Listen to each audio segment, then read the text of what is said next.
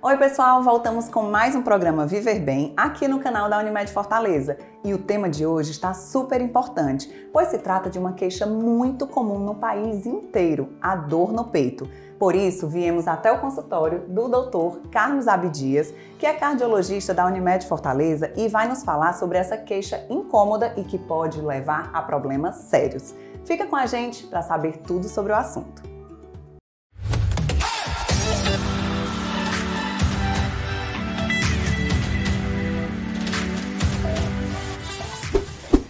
Bom, doutor, muito obrigada por nos receber em seu consultório e seja bem-vindo ao programa Viver Bem. Eu agradeço o convite, é sempre um prazer falar sobre um tema tão importante para o nosso público. Então vamos começar. Vamos sim. Doutor, o que a dor no peito pode representar?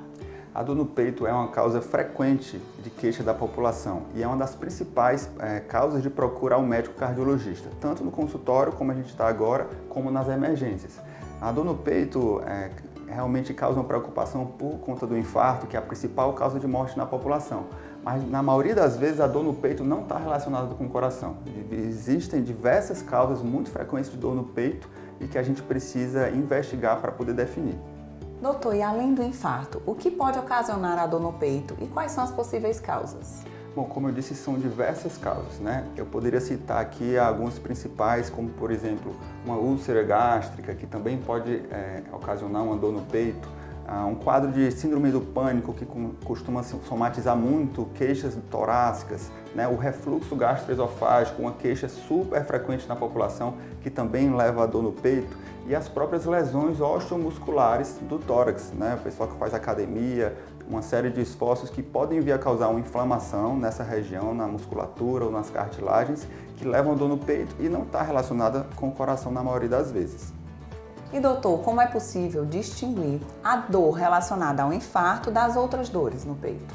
Bom, esse é um aspecto muito importante, né? A dor torácica relacionada ao infarto é uma dor geralmente difusa, né? O paciente não consegue localizar com o dedo, a minha dor é aqui ou a minha dor é aqui.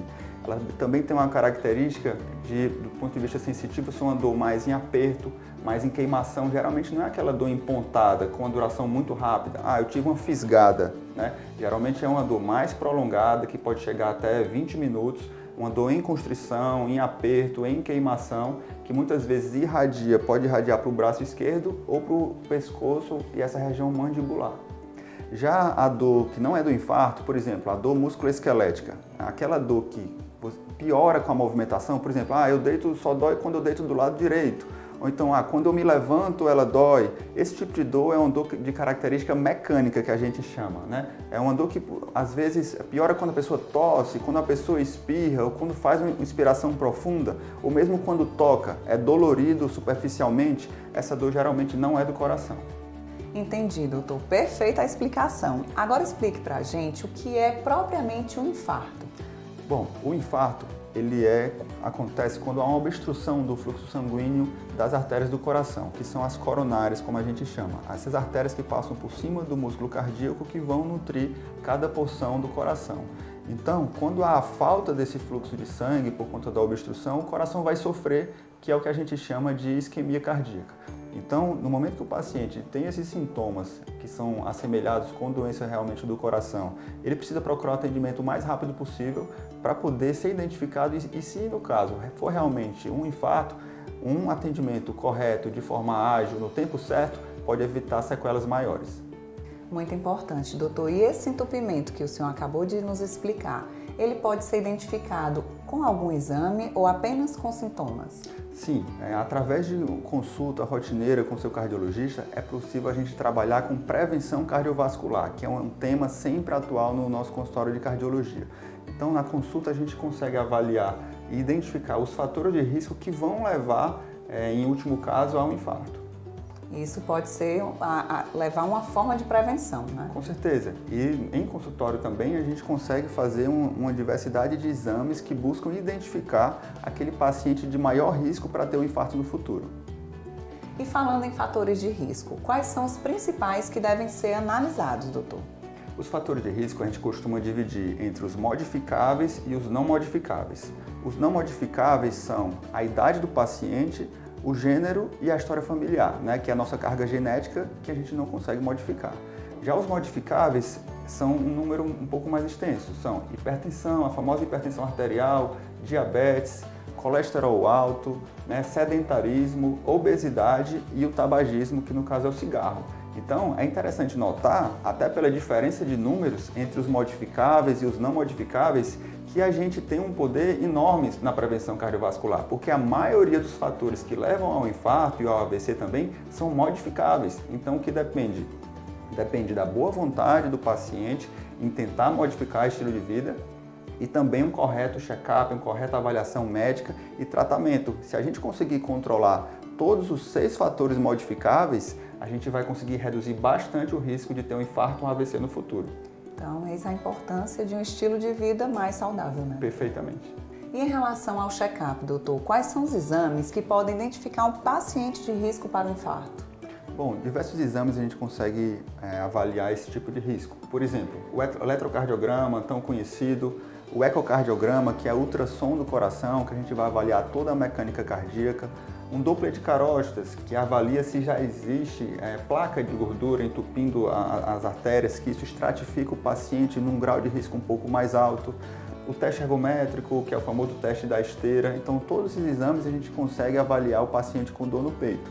E a depender da queixa, da gravidade, daquelas características que a gente falou e da alteração desses primeiros exames, pode-se chegar até um cateterismo cardíaco, no caso, para poder identificar e tratar uma lesão que venha a ocasionar um infarto. Perfeito, doutor. E algum desses exames podem ser feitos em consultório?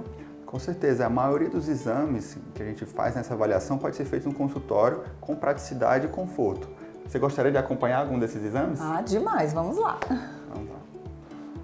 Bom, Ingrid, aqui é um exame de ecocardiograma que a gente está fazendo, um exame rotineiro na avaliação cardiológica e também de dor torácica, que a gente conversou tanto. Então, aqui nesse exame a gente consegue avaliar o coração batendo, né, ao vivo, consegue avaliar o tamanho das câmaras do coração, das cavidades. As pessoas sempre perguntam, eu tenho o coração crescido? Nesse exame a gente consegue avaliar muito bem, porque a gente consegue medir o tamanho de cada câmara do coração. E além disso, todo o funcionamento do coração, esse colorido que aparece é o fluxo do sangue indo e voltando, então se a pessoa tem algum refluxo, se o coração está batendo com a força necessária ou se tem alguma cicatriz.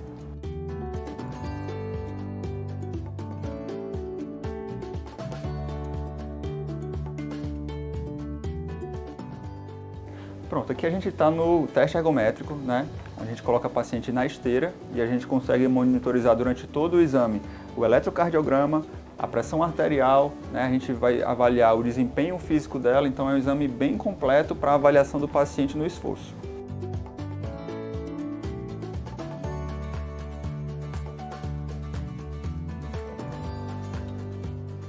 Pronto, agora a nossa paciente já terminou o exame, foi tudo bem, mas linkando com a nossa entrevista, o que a gente falou sobre dor do peito, a gente consegue avaliar, por exemplo, no eletro aqui, ele traz uma alteração. Se a pessoa tiver um entupimento da artéria do coração e esse sangue não estiver conseguindo chegar onde precisa para nutrir o músculo cardíaco, pode haver uma alteração no eletrocardiograma e a gente identifica a isquemia e aí consegue diagnosticar antes que o problema realmente aconteça.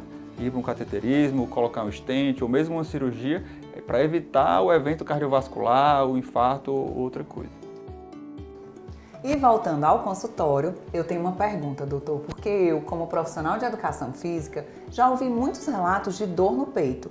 Essa dor no peito durante a atividade física é preocupante? Infelizmente sim, né? A dor torácica que aparece durante a prática de exercício, principalmente de mais alta intensidade, ela é preocupante, o indivíduo precisa interromper a prática e procurar um atendimento médico porque realmente pode ser uma coisa mais grave. A nossa cidade vive um boom de atividade física, o que é maravilhoso, o beach tênis, a corrida, o triatlon, o crossfit, mas para isso a gente também precisa aumentar o nível de avaliação médica para evitar também os casos de mal súbito no esporte, para que as pessoas consigam fazer seu exercício com a maior segurança possível.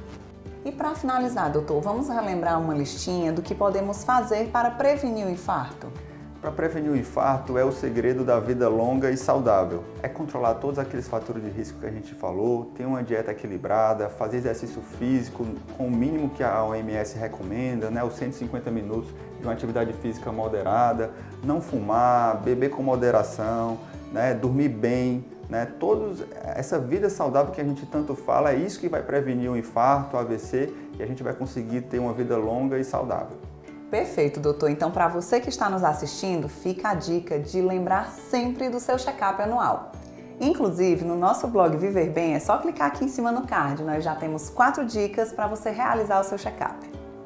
E para finalizar, doutor, não posso deixar de agradecer por mim e por todos que estão aí nos assistindo, tantas dicas valiosas para a nossa saúde.